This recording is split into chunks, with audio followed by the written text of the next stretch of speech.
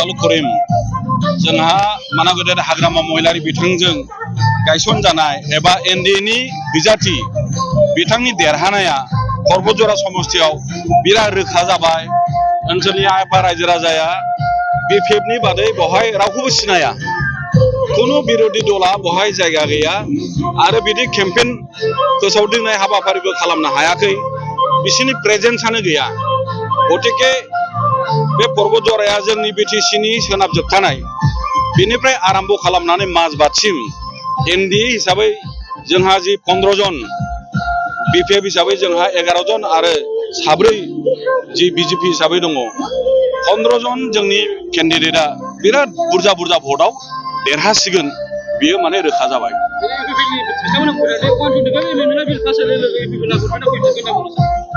बे खोथाखौनो आंनि बिबुंथियाव आं बुंबाय, बिदि 125 कन्स्टिटिउसन एमेन्डमेन्टआव लिरनाय गैया, बियो बिराद थगायनाय राव आरो मोनसे इलेक्टेड गभर्नमेन्टखौ खुनु बिदि सिफायनो हाया, हाई कर्टआबो सुप्रिम कर्टआबो हाया।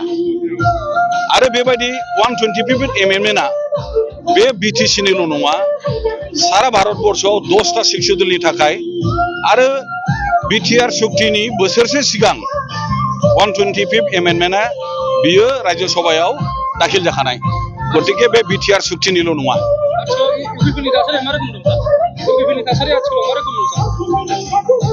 इउपिपिएलनि थासारिया पर्बतजरायावथ' जेबो गैया आरो बेबायदिनो गुबुन गुबुन जोंनि बावखुंग्रि होन, गसाइगाव होन, दतमा होन, सिडली चिरां होन, जेरावबो बिदि थासारि गैया। स्वयं प्रमद बर' बिथाङा गावनो जेनगोन। Thank you.